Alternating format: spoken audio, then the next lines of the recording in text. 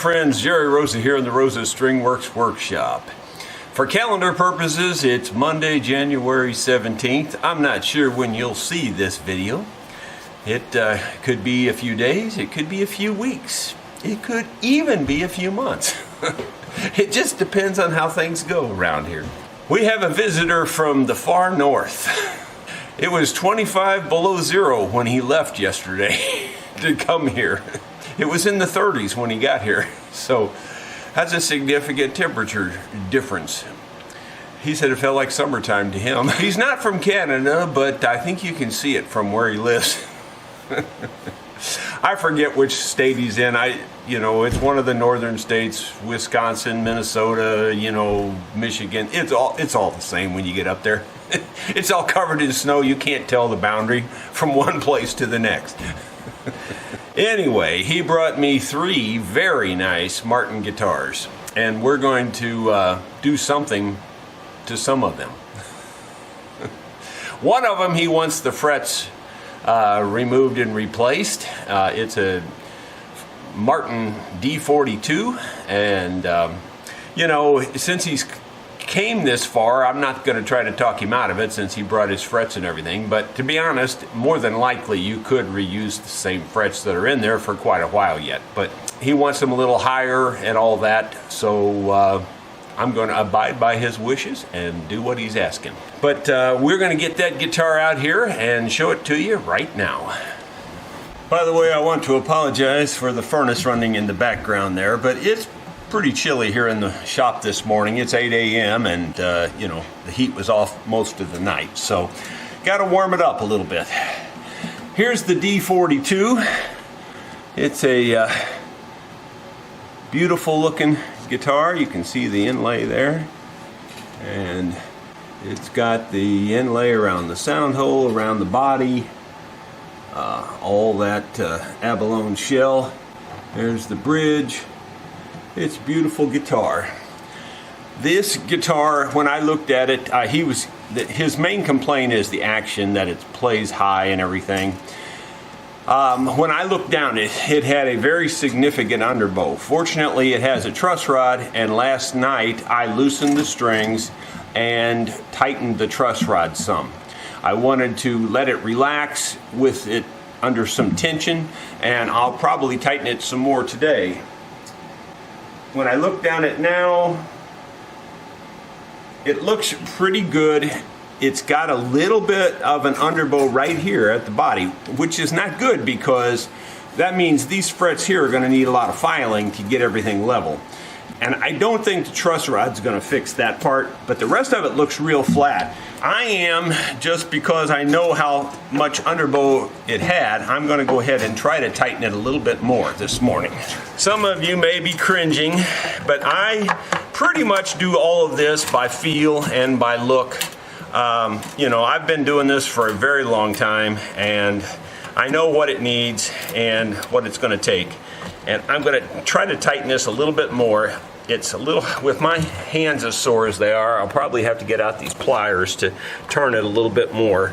But I'm not going to turn it much. I've already tightened it quite a bit. So I'm going to turn it about like that, which is probably 1/8 of a turn, just to tighten it that much more. I can see a very, very slight overbow in it. And that's what I want, because when you tighten it up, it's gonna get level again. Like I said, in my opinion, these frets don't need to be replaced, but because he came so far and he brought his specialty frets with him, I'm going to do what he asked. And we may as well get going. First thing to do, of course, is to remove the strings. I can tell he's got some sort of a coated string on here presently. I can tell by looking at them that there's some kind of coated string. I'm not a huge fan of the coated strings. In my opinion, the only advantage coated strings have is that they last a little longer. And you might say, well, what else is there? Well, I don't think they help your sound any. I do think they kind of tone down the sound a little bit. That's my opinion, and everybody's entitled to their opinion, And I'll just stick to that opinion, because I can definitely hear the difference when I put them on and change them to standard strings. And when I say standard strings, I mean like phosphor bronze. That's what I typically use as my standard. And these may be phosphor bronze, but with that coating, it's just a little bit like putting a blanket over the instrument. I mean, it's not quite that bad, obviously, but it's a little bit like that. The first thing I'm going to do is wet the fingerboard down. Now, you know, some folks would say wetting it down makes it swell and that would pinch the frets more. Well, that's sort of true, and I can give you a point on that. But the fact is, and it's just a black and white fact, wood doesn't shrink or swell in its length very much at all. I mean, like from here to here, if you saw a few thousandths of an inch, that would be a lot. So when you spread that out per fret, that's like nothing. Yeah, it will expand a little bit going this way and a little bit coming this way, but that won't hurt me on taking the frets out. The reason I wet it down is that softens the wood fibers, and as you're pulling these frets out, they've got tangs on them and little diamonds and things, and those little diamonds and things on the tang grab the ends of these fibers and break them out. So that's why we wet them down. You don't have to agree with that. If you prefer to do it a different way or with heat, feel free. I tried the heat method. I don't get much luck that way. I like the wetting it down method. I've got a little pan of pretty hot water. It's just out of the tap, but the hot water is pretty warm. And I'm going to rub it on here. Now, it's good and bad. He rubbed this down with oil before he brought it here, and that's kind of good, but it's also a little bit bad in that it may not absorb the water as much. You know, it's kind of one of those 6 1/2, half dozen any other things. I'm not sure it makes a difference, but right now it looks like it's kind of repelling my water quite a bit. Yeah, I don't know. It doesn't seem like it's getting under the fret very well. This is about the only way you can get it under the fret is to do this. To go this way, and if you go this way, it just doesn't work. But this way, you'll get it under the fret. Yeah, I gotta be honest, it doesn't look like it's working very well. I think the oil is causing a little bit of issues, honestly. I mean, it always does this, don't get me wrong, but the fresher the oil is, the less likely the water is to go under the fret here. But then you wipe it off a little bit and do it again, and each time you do it, it probably helps it a little bit more.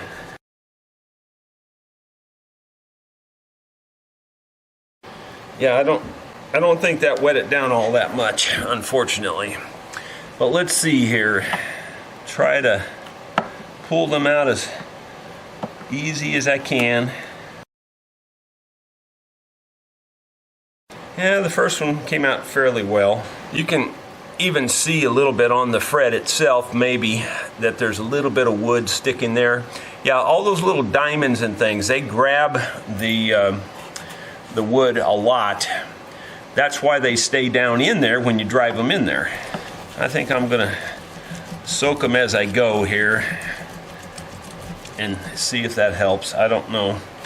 Probably not gonna help much.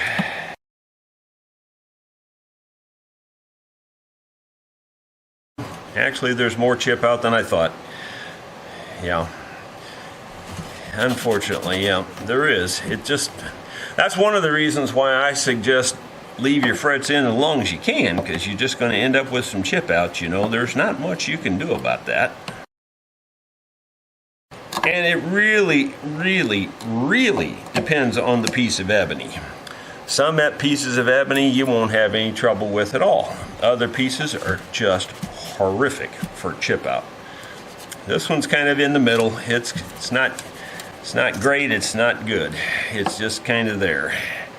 There's going to be a significant amount of chip out with this. I'm taking it very slowly and just I'm pushing the fibers down as I lift the fret up, and that helps, but it doesn't solve the whole problem.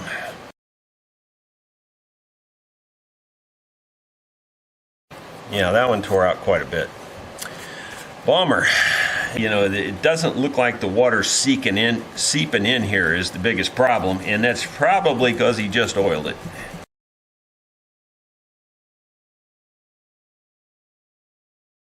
I'll try one more like this. If this is still creating a lot of tear out, I'll try some heat on top of this. I don't think the heat's going to help me much. I've tried heat in the past and really haven't had any luck with the heat, but every one of them's different. You never know. That one wasn't terrible.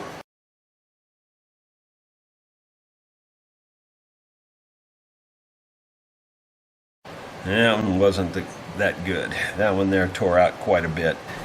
You want to do a good job, you know, and sometimes things just don't let you. Rosewood is typically a lot easier to refret than ebony because of the tear out.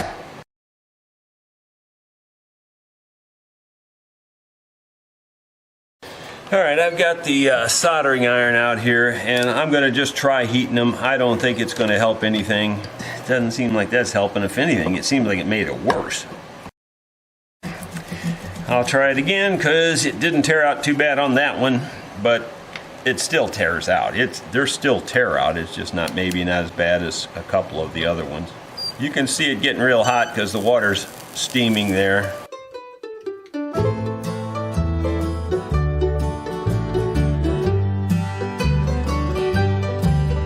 My sweet Melinda of the mountain, I recall. I would say it's probably helping a little bit. So we'll continue to do it. I met her on the mountain in the fall.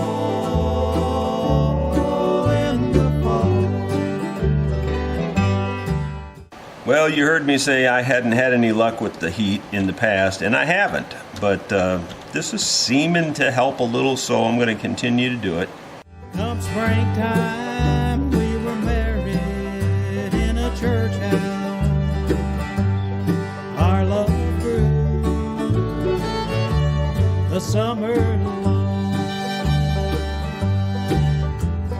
Little did I know, my sweet Melinda,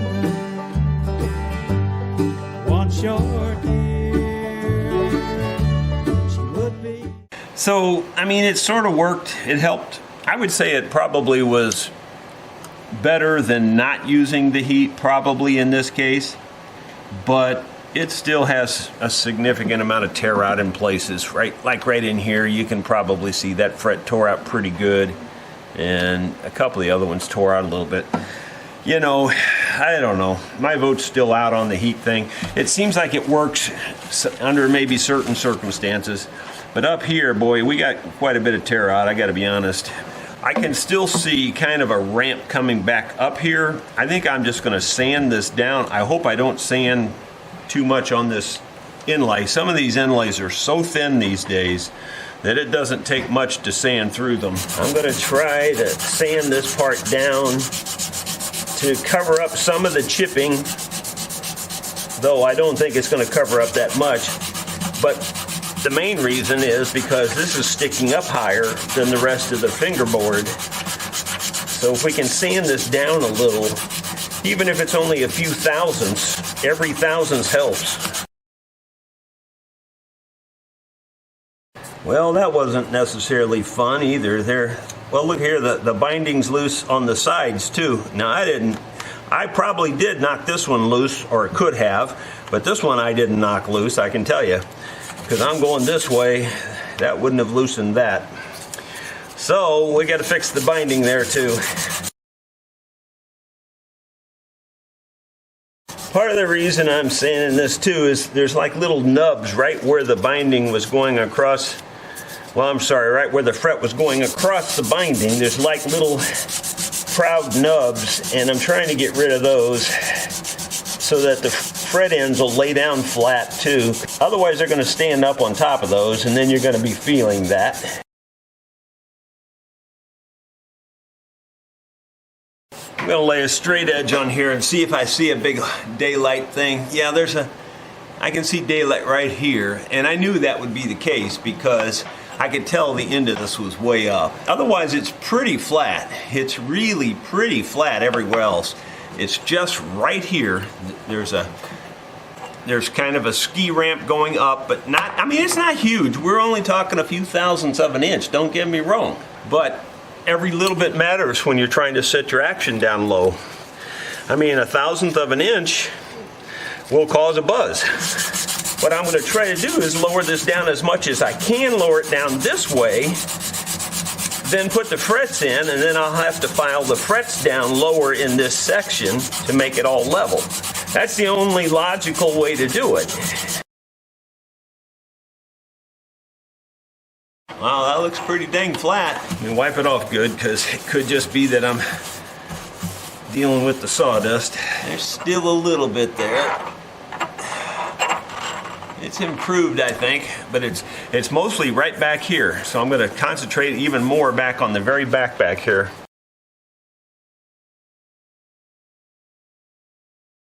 I don't have a good way of measuring that. I would say that I would say the gap there is probably 2 or 3 thousandths of an inch. I don't think a piece of paper will slide through there now. Not quite going through, I don't think. But there is a gap there. Now there you can see it probably coming through. It's actually back in here more. But then this area, that means this area is the high area, like I said. And so I'm trying to get this way down. I know that you may not realize it, but you notice that I actually started this work without putting a straight edge on there, because I knew that there was a hump, a bow right here, just by looking down it. I'm going to look down it again. Honestly, for me, the line of sight is your best indicator. It really is. But you got to have a good eye. Wow, I can tell it's significantly improved.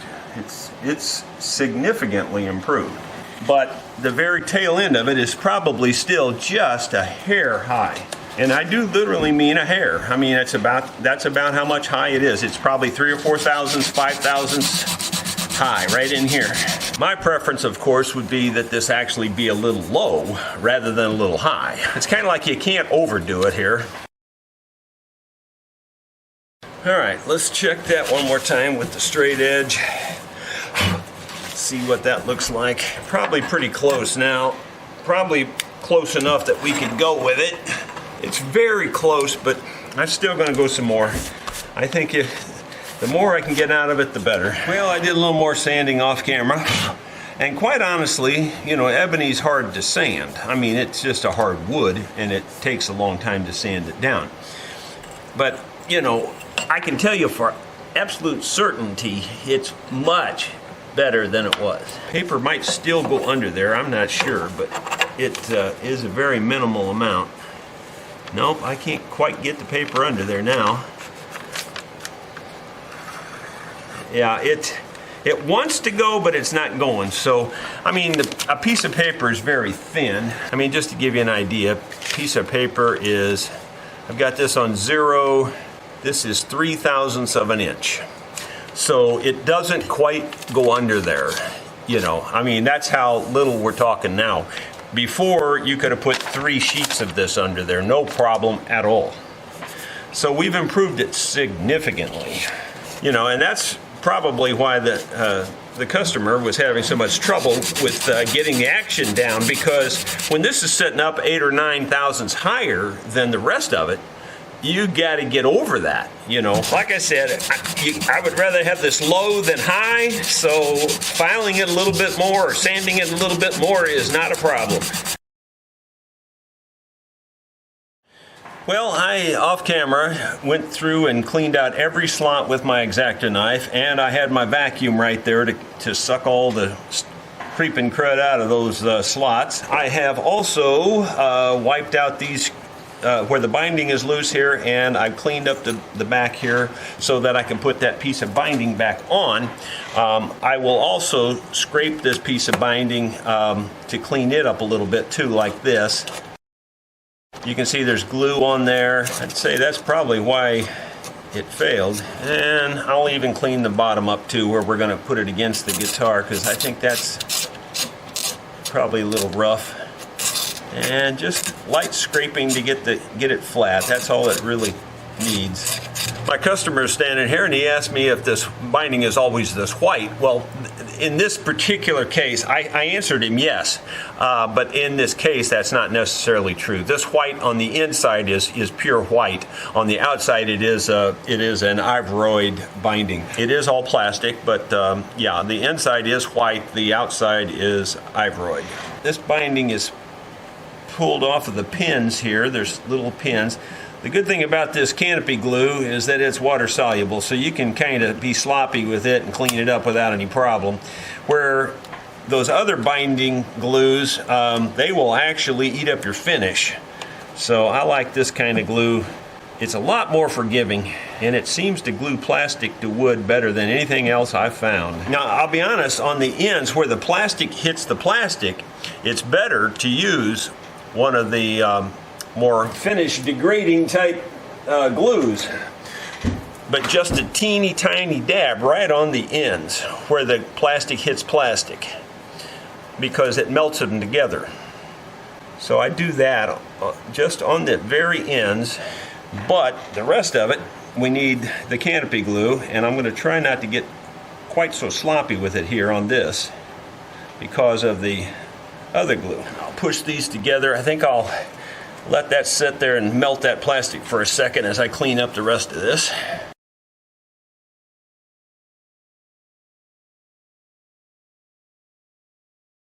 This has had a little bit of time to eat into the finish, or eat into the plastic, I mean, and soften the plastic a little bit. And hopefully we can get this in here. Oh, actually though, it's too short to reach anyway. It doesn't quite reach the two plastics on the ends. Bummer. Let's see if we can help that a little bit with some clamping of some sort. Well, there's another episode of creative clamping. I've got these little clamps that I buy from Menards, a local box store. Just cut me a piece of wood that fits the sound hole here, and I can put wedges in, opposing wedges, to push that piece of plastic that way. That's as good as I can do for now. We'll just let that set for maybe 30-40 minutes, and we'll get back to it. While the D42 is drying on that binding, we're going to work on his Martin 12 string. Yeah, it says HD 12-28 in there. So 12 string 28 model. This one basically has the same issue as the other one, and that is that from here back it kind of rises. A ski ramp effect. I've tightened the truss rod down. We started tightening it last night, as a matter of fact, and then this morning I turned it another 1/8 of an inch, I'm sorry, not an 1/8 of an inch. I turned it another 1/8 of a turn. And I can actually see a slight overbow in the neck right in this area right now, which is perfect. But I can also see a slight uprising right here. When I hold it like this and look down it, I can see all that. Yeah, it's definitely from about right here back, it goes up. So what we're going to try to do is to try to file most of this out on top of the frets to level it with the rest of this. That's the best we can do, I think, and I think that's the thing I would do if this were my guitar. I don't think I'd go any further than that, and I do think we'll still be able to get it to play pretty well. We're going to get rid of these strings and put new strings on it anyway, so this is the fast way. They're all loose, so cutting them like this is by far the fast way to go, especially with a 12 string. Not that it matters, but I always keep pins in the same relationship to the way they came out, and that way I can put them back in the same place. On some guitars it actually makes a difference, but it's fairly rare. It's not that common that matters, but it does matter in some cases. All right, so we got all the strings off of it. I'm looking down it again, and I'm just talking out loud. By eye, it looks like this truss rod's too tight. There's a hump, and I'm exaggerating. There's a hump in this area, but then it comes down and it ski ramps up right here. I'm thinking because this is a 12 string, I'm going to leave that hump in it. If there's still a hump in it after we string it up, I can always relax it a little bit, but you can't tighten truss rod with the 12 strings on it. At least you shouldn't. The first thing I'm going to do though is I'm going to address this ski ramp, and I'm going to try to take that out with my flat file here. You know, it occurred to me I might demonstrate how much of a ski ramp we're talking, because it's pretty good, I can tell you for sure. See, the piece of paper just goes right under there. No problem at all. I don't even have to try. You know, I can see that by eye. That's why I don't bother to do those kinds of things with a straight edge. I can tell by eye that it's a problem. And I don't know, but my customer over here, Kevin is his name, he's probably cringing going, wait a minute, you're taking off too much. He didn't say anything, but he could have been thinking that. No, I knew I wasn't taking off too much. You can see, you can still throw a dog through there, and that might even be a St. Bernard this time. I'll tell you what, on the treble side, you definitely could ski off of it. On this side, it's not quite so bad, but on this side, it's really humped down.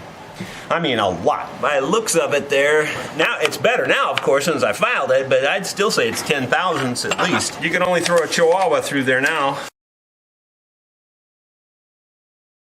Believe it or not, that really made a difference right there. It's not great, but it's way better than it was. Something you may not realize is a straight line is only straight if it's straight. And this ain't straight. It's got to be straight in order for those straight strings to work. When you got a fretboard that's just doing this, you are never going to be able to get it to set up right. I'm having a little trouble getting the paper to jump under there compared to the way I was. It still goes under there, no question. I mean, by eye, it's just way better than it was. It's kind of like touching the paper now as it goes through there, where before you could have stacked 4 or 5 sheets of paper, no problem. Now I'm just checking to see if I feel any resistance anywhere on a high fret. I'm not putting much pressure on this. I'm just feeling for high frets. And quite honestly, I don't really feel anything, which is very good. My sweet Melinda, I recall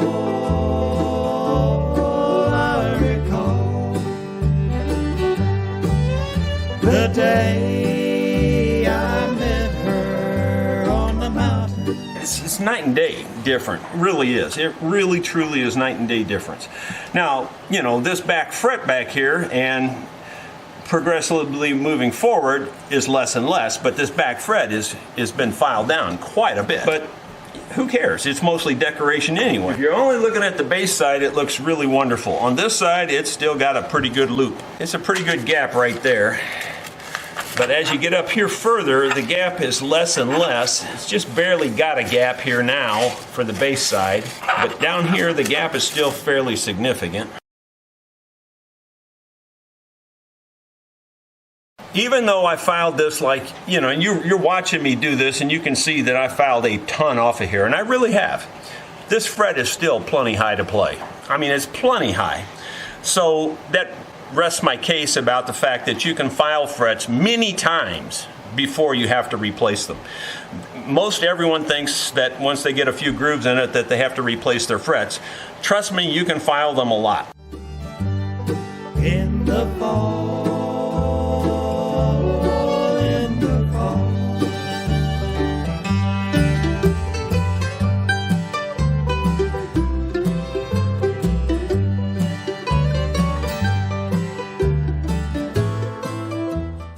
There's still a hump there. I wish it was gone, but it's not.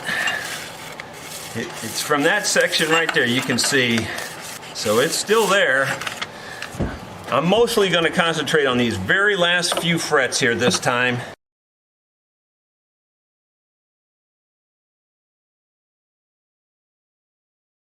It's down to about 3 or 4 frets worth there now, which is a huge improvement compared to about 6 or 8 frets. On this side, it's still a little bit more, but not terrible.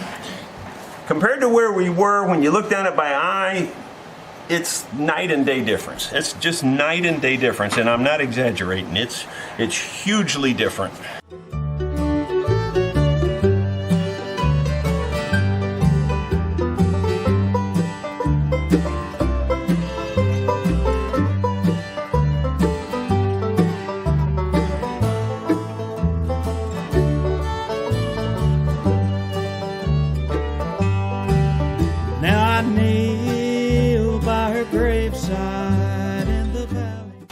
goes under there now still, but it's really very close. I don't feel like I'm hurting anything, so I'm tempted to keep filing some more. The neck angle itself is not that bad. It's really this ski ramp in the back that's caused most of the problem. I'll tell you what, I think that's good. I really do. I think we're in the ballpark there. I think we've made a significant stride towards making this thing playable. We're going to clean that up a little bit and we'll start recrowning the frets and all that. Let me show you a close-up there. Even after all that filing, those frets are still perfectly playable. I don't know if you can see that or not. Yeah, this back one's pretty low, there's no question, but it still can be rounded and played. No problem at all. So, that's what we're going to do now. Listening to the lonesome crickets call. Can't help. I looked at this fingerboard pretty good, and it doesn't look to be worn. It looks real clean, so I'm just going to do each individual fret instead of doing it like I normally do it, which is my preference. This takes a little bit longer, but it does a nice job too, and it'll save cleaning up the fingerboard. But crying and remember the day I lost my Melinda in the fall. My sweet Melinda of the mountain, I recall.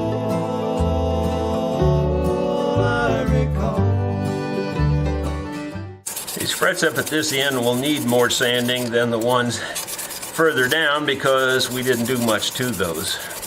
It's getting a little easier as we go already. And you probably can't tell in the video, but I am moving my finger from one side of the fret to the other here, of the pressure that is, to keep them round, keep everything nice and smooth and even. I'm not just pressing straight on the top. The day I lost her on the mountain, now I'll cry forevermore. Now I'll cry forevermore, forevermore.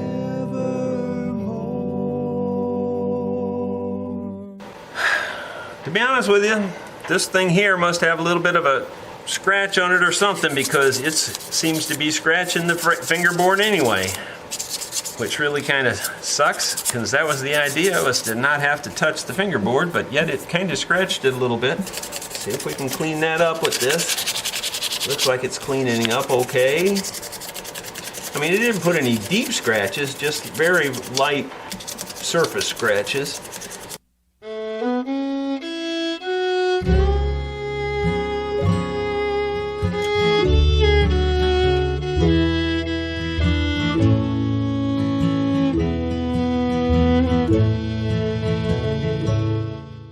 Well, so much for good intentions, because I'm scraping it this way anyway. It just didn't leave it clean as it could have. Watching the leaves fall to the ground, just like my life, they're spinning around. The touch of the wind, the clouds rolling on, reminds me of when life was a song. Oh, when life was a song, we'd dance and we'd sing.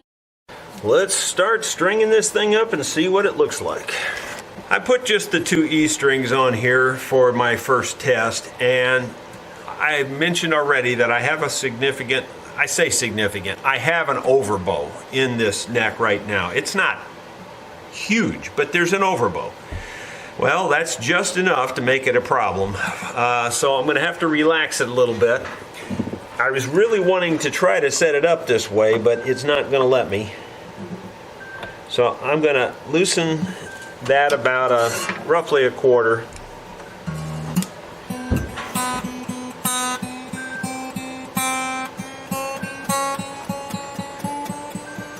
Still buzzing a little bit.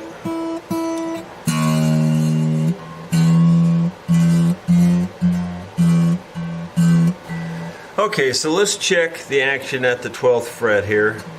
It's actually pretty darn good, which I don't think the customer's going to want to hear. It's really pretty low. It's only 60 thousandths on the treble side, and it's only 80 thousandths on the bass side. That's about as good as you can do, really. I don't know if it'll hold there when we put all the rest of the strings on it. As I was setting this up with the 2 strings, I checked it and it was really low, 80 and 60. But after I got all 12 strings up to pitch, it raised everything by about 20 thousandths. So what we're going to do is we're going to kind of compromise. We're going to take the saddle down by 30 thousandths, which will drop everything here at 15 by 15 thousandths. And I really think that's acceptable. I think that's real playable, especially for a 12 string. So I think we're going to see how that works. And hopefully it won't buzz.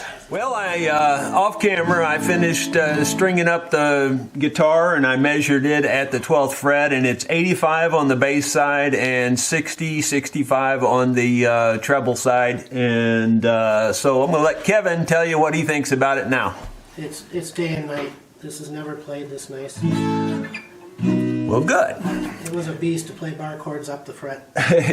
He said it was a beast to play bar chords on it up the neck, and he says it's never played this nice. So, yeah, it had the biggest doggone ski ramp. I mean, I wish I had a camera that could show you what I can see with my eye, because, I mean, last night when he brought it in here, I went, uh-oh.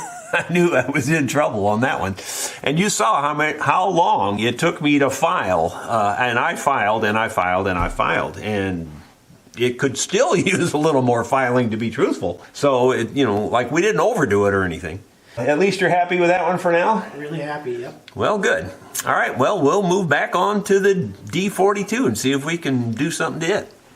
Well, this D42's had plenty of time for the binding to dry here, and you can see now better how I wedged that piece in there. In case you ever need to do that, you just make yourself a piece that fits in the sound hole here, and then you just put 2 wedges in there, one from opposing wedges, and then that can push that up there real nice and tight. I think that's good to go. Quite honestly, this is a little bit high. This plastic didn't get filed or sanded because it came off right away whenever I started. I'm going to knock this plastic down, but I'm going to do it the safe way with this razor blade.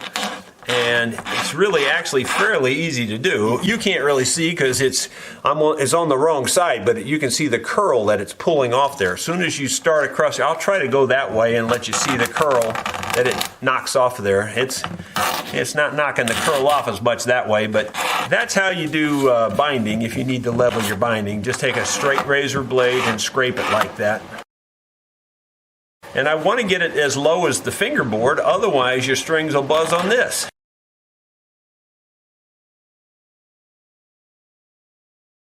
Checking the edge pieces here to see that they're good and smooth, and I think they are.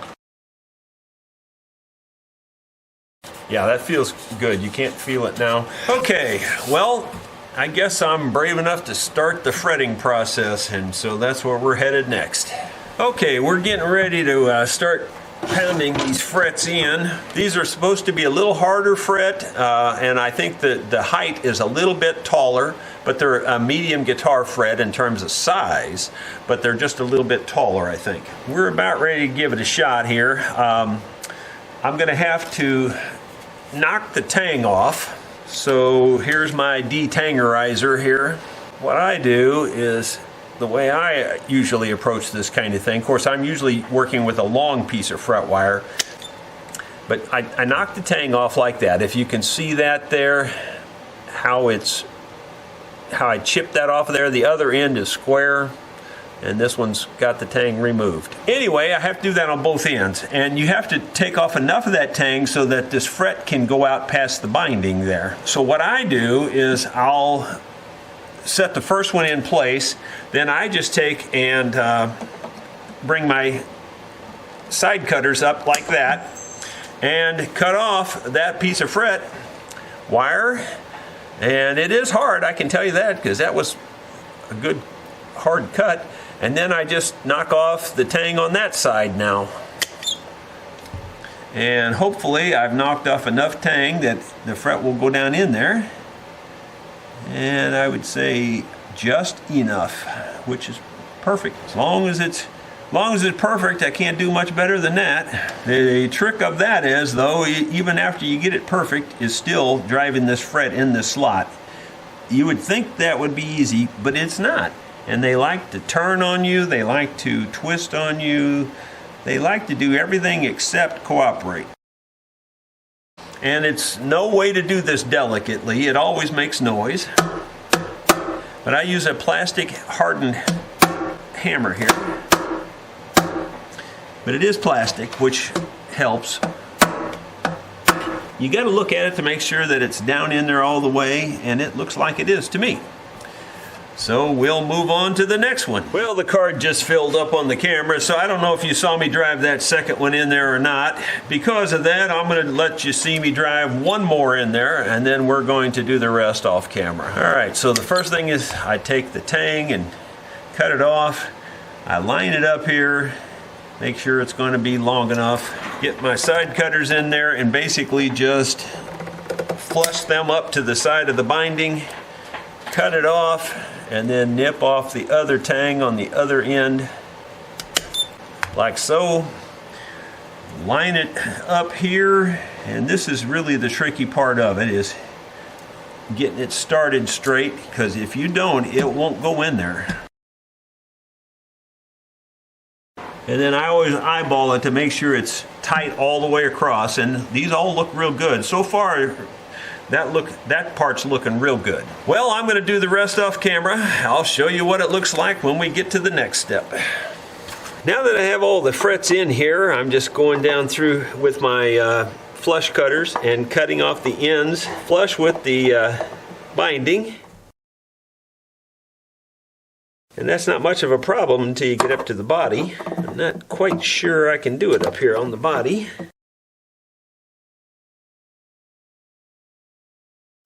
Some of them don't quite stick out enough to cut them off very much, and that's okay.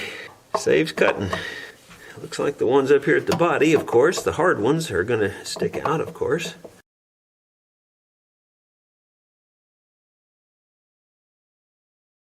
Alright, now it's just going to take a lot of little TLC filing and clean up, like there's some chip out here that we're going to have to clean up, and a few little things like that. Our next step on this, now that we've got the ends nipped off, is to kind of clean up these ends and make them all the same and round them off.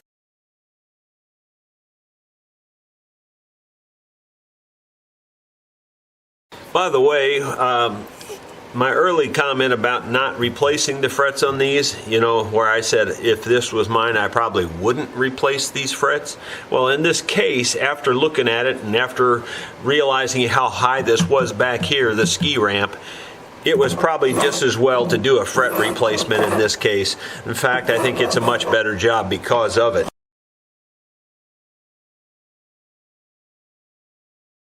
These frets are really sticking out and are really rough right now. I might have to try a different method to get these smoothed off. I mean, this is sort of working, but it's leaving them pretty rough. I'm going to have to do a lot of work on this because this is definitely really jagged right now. I've got the ends up to the body. I've got them all cleaned up pretty well with different files, etc. Now I've got the fret file, the recrowning file, and I'm recrowning the ends of the frets. Life was a song, but it's fell down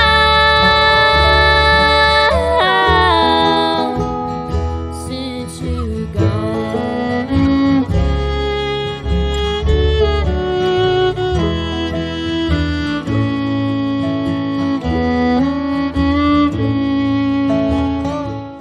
Well, as I mentioned, the frets that are over the body are still pretty rough, and they're going to be the hard ones to fix. I don't expect to hit the top, but just to play it safe, because this is going to take quite a bit of work. I'm going to put down a little bit of tape. I'll put a couple layers, in fact. That way if I do slip, not so much like to, probably won't do any damage this way. The sun in the sky has disappeared. It's covered up by a cloud full of tears. This is really taking a lot to file with this kind of file. I don't really have a coarser one that I think would work well. It's going to take a lot of it. Well, you can see what I'm doing. It's just going to take quite a bit more of that. I'll show you the next step when we get to it. Believe it or not, I'm actually using the Dremel, and I'm working on the very ends of each one of these with a little grinder. Your results may vary on this, but this is how I'm doing it because these frets are hard and it's just taking forever to file them. Whispering creek that's rolling along reminds me of when life was a song. Oh, when life was a song, we'd dance and we'd sing. When life was a song. Okay, now I think we're pretty much okay with that. Next thing is, believe it or not, after you do fret job, you pretty much have to do a fret job. And that means that you can drive these frets in and think they're level, but they never are. They never are perfect. Perfect is within 1/1000th of an inch of each one, and I'm sure they're not that close. So the thing you do is you take your file and you go over it lightly and you see if you feel any dragging. And honestly, I don't feel too much dragging. That might be because these are harder. They feel surprisingly good, actually. Just want to see if I'm seeing any filing going on. A little bit here, a little bit here, here, like every other fret kind of thing. And I'm going to look down it and make sure I don't see any high frets. It really looks pretty good. I'd be lying if I said it was perfectly flat. There's a little bit of a, kind of like the 12 string, there's a little bit of an under thing right here and a tiny bit of overbow in it because I do have the truss rod tightened up because this one had a significant amount of underbow also. So I'm overcompensating for that, if you will. But overall, I think it looks just about ready to go. Really, it looks pretty darn good. I think we're probably ready for that, except for the fact that I want to try to fix up a couple of these worse spots where the chip out was. So let's see if we can fix that up a little bit. Well, I don't know if I had it on when I showed that up close or not, but this is where it was, right here. And you can see there, you really can't even tell it now. And I put some oil on this, and I'm gonna let the customer inspect it now to see if he's okay with it, and if he is, then we'll move on, and if not, we'll do some more. Because I can still see a few little chip outs here, but I don't know if he wants to spend the time on that or not. So I'll talk to him about that off camera and see if he wants that fixed, because if he does, we will. Well, I talked to the customer. He wants me to go ahead and see if we can fix up some more of these little chips around here, and it's mostly just in this area. So we'll see what we can do about fixing those, and I'll show you what the result looks like here in a minute. Okay, we've gone and filled all of this. I oiled the fingerboard one time. You know, everything looks pretty good. You can still see some of the little notches and things that chipped out, but for the most part, they're filled, so it's just kind of is what it is, you know. But overall, it's pretty good. We're going to put on the strings now and check the action. Customer brought me a bone saddle, and it actually fit the slot just like a glove, just as if I had made it. So you can't do any better than that. It just fits perfectly. So I cut it down to the size of the other one, plus a little bit because these frets are higher. So we're going to start just a little bit higher than the old saddle was. He's got some new bridge pins he wants to try in here too. These are called liquid metal. They look to be metal, but I'm not sure if that's the case, because the other ones he had were liquid metal and they were white though, right? Mm-hmm. And these are kind of a I don't know, brassy looking color. So we're gonna first check the action and intonation and see where we're at here. Before we get too much further into this, I remembered as we were doing the fret jobs, these bounced out, these ferrules bounced out, and they're not the same. These three have washers under them, these three do not, and these three are loose, so I'm going to tighten them up just a little bit before we get too deep into the string thing here. Actually, they don't screw in. They're just sitting there. Some of them are screwed in, these are not.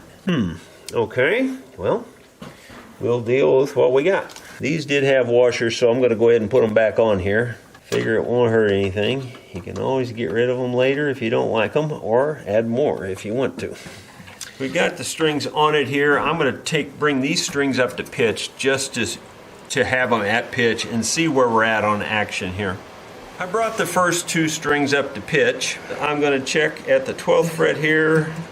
It's looking real good right at the moment. Again, that can change when you get all of them on there. But right now, it's looking pretty good. Actually, it's looking low. It's 50. It's 50 on the treble side and about 75 or 70 on the bass side. So that's pretty darn low. I'm glad we left the saddle as tall as we left it, and we'll see where we're at. Once we get all the strings on it, it'll probably come back up a little bit more yet. By the way, I've left the nut, original nut is on here. I'm going to talk to the customer, make sure he doesn't want me to replace this. For my money, and I've always said this, I always leave the nut unless there's a problem with it, because you don't get much kickback for your buck right here.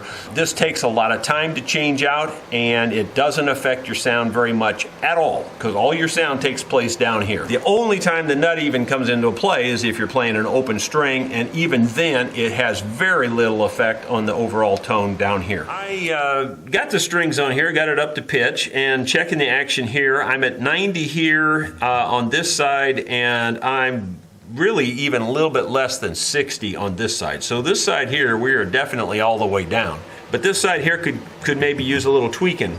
Before we go to that though, I want to check this first fret. I kind of think the first fret's still a little bit high, even after putting on those higher frets. Yeah, it's definitely high. It's not a lot high. It's just a little high. Now and really all of them are that way. This B is probably the highest one of all. The G is probably fine. The D is probably fine. This E is a little bit high, but not very high. It's just a little bit. So we're going to take the E down just the tiniest amount. But it's moved on since you're gone. A song that's been sung so many times. I've been truly tired, weathered and died. The nut slot is pretty deep, so I'm going to just knock a little bit of this height down on the saddle here. I'm going to check it one more time.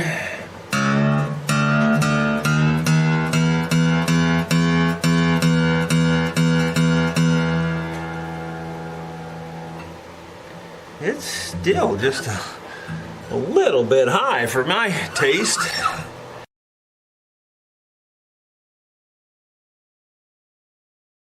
And then we'll put a little pencil lead in this. That'll help it slide just a little bit better.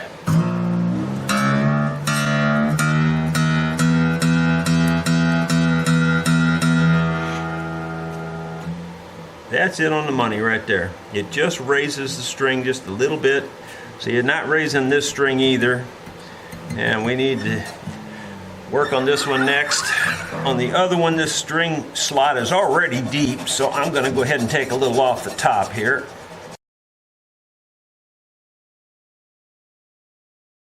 You could really call that okay, but it still could go down just a little bit more. Why not? Since we're doing it, might as well get it right. But you're living on the bleeding edge when you're doing this, and that's just the truth of it. That's just right. It's just barely picking it up, and that's what you want. This is about a 16 thousandths pick, something like that. Why am I guessing? Why don't I just tell you?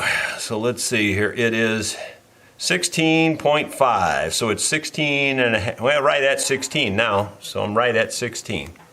So that's what we're dealing with here. Really, by having it pick the string up, we're setting it a little bit lower than 16. By having it pick it up just a tiny amount. When I say a tiny amount, I just want to see the string moved, but just barely move. This D is already moving, so I don't see any reason to do anything there. The G is already moving. The the B rather, is not moving at all. So it could go down, and actually these last two should lift it just a little bit more. They should actually be a little bit tighter. The trick on this is to always keep your file at the very same angle. Don't change your angle. You know, you don't want your file rocking in the slot here in terms of the forward to backward angle. That would be bad. You want to keep it at the exact same angle the whole time. And the reason for that is so that your string touches the back edge of the nut last. That's the last place it should touch. And you really do have to have it up to pitch to check to see if it's really right. It's lifting it, but boy, I'm in only the slightest amount. I believe we can get away with a little bit more, so I'm going to take it just a little tiny bit more. That's perfect. As you can see now that you just barely have to touch the string to note it. And the E, I think the E might be okay. I thought it was loose before, but it's picking it up, but just barely, so it can go down just a tiny amount. If you can see this on camera, you can see you just barely have to press them to get them to go down. And yet there's no buzzing. Okay, so let's double check the action up here. That should have affected a tiny amount, but it won't affect it very much, to be honest. But we'll just see where we're at. We're at 85 on the big E, and we're probably even lower on this one. This was getting kind of low. Yeah, we're at 55. I would definitely not lower that in. It even looks better to my eye, you know, just looking under it here. I could see such a ski ramp here before, and it's still got that, to be perfectly truthful, but it is nowhere near like it was. I'd say it's pretty good. We're gonna let the customer take a look at it.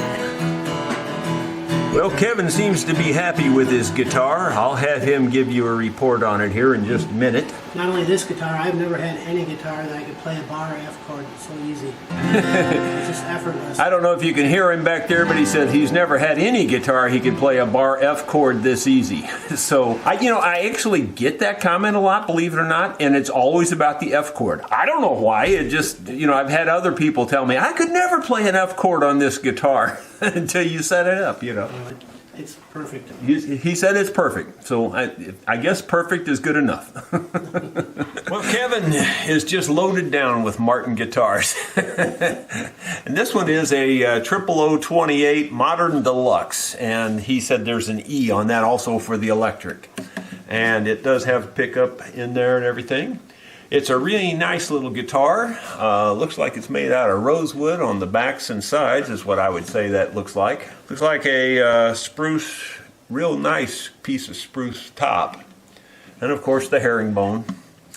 It's got the little bit thinner body. Real nice little guitar. Very well made. And he just wants a setup, so we'll take a look at that real quick. Okay, this one, right off the bat, it's not crazy high at all, but for a smaller guitar, this might be a little high. It's almost 90. I wouldn't go much lower, but it can go lower, I would say. And down here, though, I don't think I'd go much lower. It's only at 60 at the best. It's like maybe 57. It's not quite 60. So it's pretty low down here. Let's look at the nut end and see what we got there. Yeah, it's a little high down here, actually. It's probably higher at the nut than it is down here, in my opinion. maybe a little high on the treble side too. Yeah, I think it's just a little bit high all the way across, but not real bad. So let's adjust this first, and then we'll check this again and see if we want to tweak the bass side just a little bit. We'll do this with these old strings on here, and then we'll set it up with new strings and see where we're at. Again, you want to sneak up on this all the time. You don't ever want to do too much filing on this nut end, because you can go from great to a disaster in a heartbeat. Oh, when life was a song, we dance and we sing. When life was a song, when life was a song, we dance and we sing. Yeah, I'm still just playing with it here because it hasn't moved much. I'm a little bit, sometimes I get a little leery when that happens. So I like to round the edges of these a little bit, to make sure it's not hanging up on the edges. I've had that happen before where it's hanging up on the edge and then bingo, it drops on you. I didn't take any off the bottom that time. I just took it off the edges. And that might have made a little difference. That definitely made a difference. See, you got to be careful about that kind of thing. Yeah, this ain't my first rodeo on this kind of stuff. When you make a file there and you don't feel like it did anything, you better check your edges, because it's probably hanging up on your edges. That's just about right, really. It's just barely lifting the string. Could probably go a hair more, but I think instead of going deeper, I'm just going to check those edges a little bit more.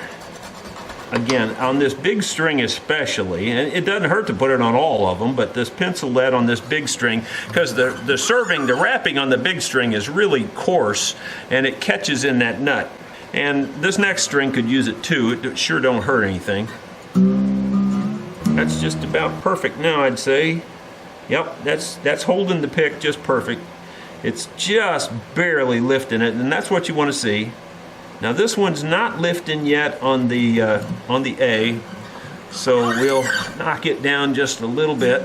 A lot of guys, I think they're supposed to set the slot to the exact width of the string. And in my opinion, that's the wrong thing to do. My opinion is to make it slightly bigger than the string, because you don't want it dragging on the sides. Like I said, that can also cause you to lift, the string can be carried instead of sitting on the bottom. And you don't want that. So in my opinion, it's much better to have it a little bit wider. A little too wide is better than a little too narrow. Well, it's still way high, because it didn't even change tone there when I slid the pick under it. That's another way you can kind of tell when you're getting close, is to pluck the string, slide your pick under there, and if you don't hear anything, then you know you're still high. But you really should sneak up on it. There you go. See, now that time it killed it. It's just touching it now. We could still go a little bit more. Like I said, if you see it raise it just the least little bit, you're just about right. I'm going to go ahead and put the pencil lead on this one too. Perfect. Just raises it just a little bit now. Now the D, it's a little high too. It's not raising it either. I don't know if you can see me, but I'm actually rocking the file just a little bit to widen the slot just a tiny bit.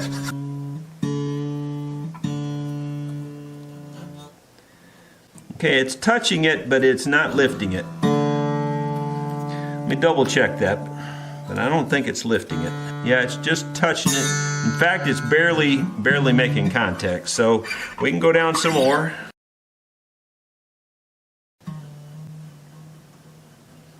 It's raising it just the slightest amount, so I'm going to call that good enough. You can get them you can be too aggressive, and it's raising it just enough so we know it's thinner than that. And that's pretty darn thin.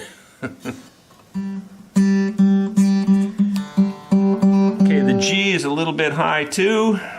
He won't know how to act when he starts playing this guitar. It's going to be so easy to play. again, I can just tell the slot is very tight. No reason to make it that tight. It's just not necessary. Just going to check it again before I go deeper. It's right at touching now.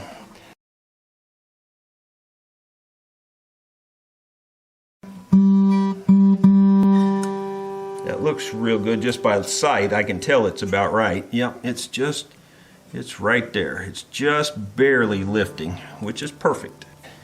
The B string, see, I can almost play the B string with the pick under it. It buzzes just the tiniest amount, so it's still high for sure.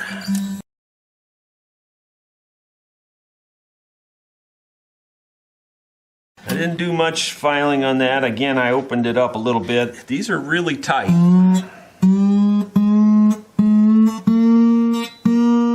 You'll also even get a cleaner sound when this nut is not quite so tight, where that string is sitting right on the bottom. It's just about right, but it's still high. It's not lifting the string at all.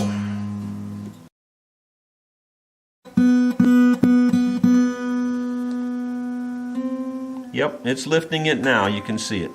I would say it's lifting it the thickness of a sheet of paper, which is about 3 thousandths, something like that. So we're below 16 thousandths, but the further you go this way, the more you can do that. But you gotta be careful. You don't want to go crazy with that. The E string is touching, but it's not really lifting, so we'll go just a little bit on it also. Again, I'm gonna mostly concentrate on the sides here, just kind of widening it just the least little bit, just to make sure there's no friction. Barely taking anything off the bottom here. I'm not gonna tune it all the way up. I'm just gonna check height first, because these little strings like to break on you, so no point in tempting fate, especially on these old strings. It's like a whisper of picking it up, but it's not really doing enough to suit me. I'm gonna just a little bit more. That's probably it. All right, I'm going to go all the way to pitch this time.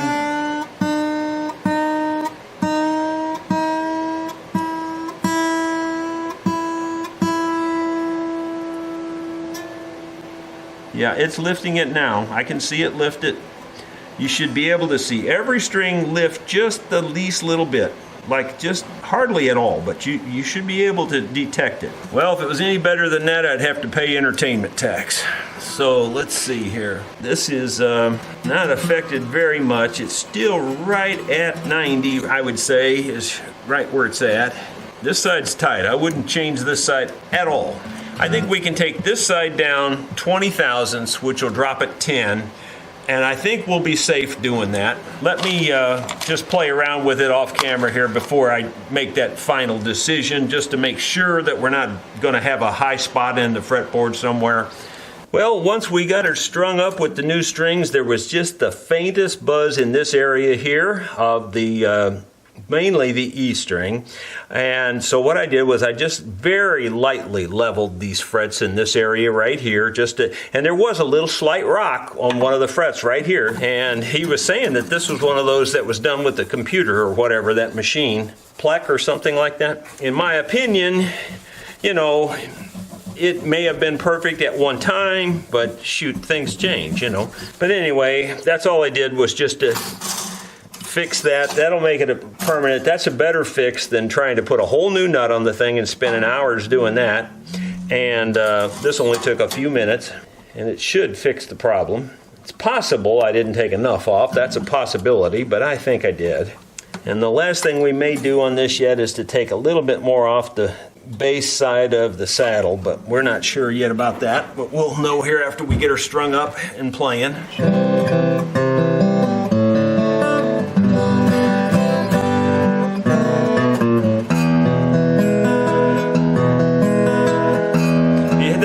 Hard, it'll buzz a little bit. It just depends how hard of a player you are.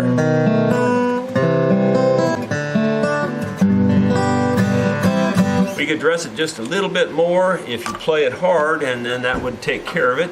But I think it's fine. You can't even tell it was done. Let's check and see what the action is at the 12th fret. It's still right about 90-ish. You could go down a hair with that. This one is still probably closer to 70 now, which is really very good. That's just about perfect, really. This one could come down a little bit. It's 95-ish.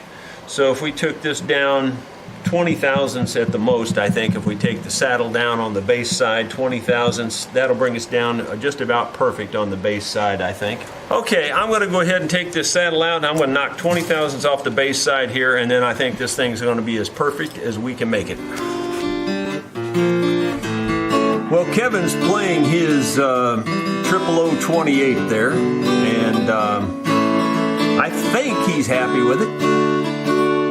It's really nice. Good.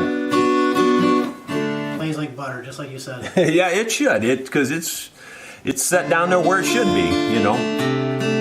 I know how much you can get away with on those setups. There's things you can do and things you really shouldn't do. I mean, you know, just because you can get it down to 50 thousandths probably doesn't mean you should, you know. You're going to have trouble down the road with it somewhere, you know. I think we ended up at 80,000 and about 60 thousandths, approximately, within a few thousandths there. This is really nice. How was your overall experience here at Rosa String Works? I'd recommend anybody that needs something fixed, this is the place to take it. What about your stay up there at the rental retreat? That is just beautiful. Is it? Good. Yeah. Good. My wife is, you know, gets the credit for that rental retreat for the most part. I mean, I built it, but on the other hand, she did all the decorating and fixing up and all that stuff. So, As a matter of fact, it's so nice, my wife wants to come here this summer and stay. well, good. We get that a lot too. You'd be surprised how many people that have been here once come back and stay. Just don't even bring an instrument; they just come back and stay. It's crazy. It's happened at least a dozen times now. Yep. It's going to be 13 this summer. Nice fella to have in the shop, and you know, I know some of you viewers don't like the fact that somebody's looking over somebody's shoulder. It doesn't bother me that much. I don't really care at all. I've done it this way my whole career for the most part, is let the customer watch, because I don't think I have anything to hide. You know, I just do what I do. So I'm glad it worked out for you there, Kevin, and I hope you'll have a good, safe trip back to Wisconsin. I mean, he's up there where maybe you can't see Canada. Well, maybe you can see Canada from there. I don't know. Not quite. he's near Lake Superior, right? Right. Yeah, he gets the lake effect snow. He said he's got like 2 feet of snow up there. We just had 4 or 5 inches here, and that was plenty. I hope you've enjoyed this. If you're not yet a subscriber, please do that. And if you'd click that thumbs up, I'd sure appreciate it. Thank you so much for watching.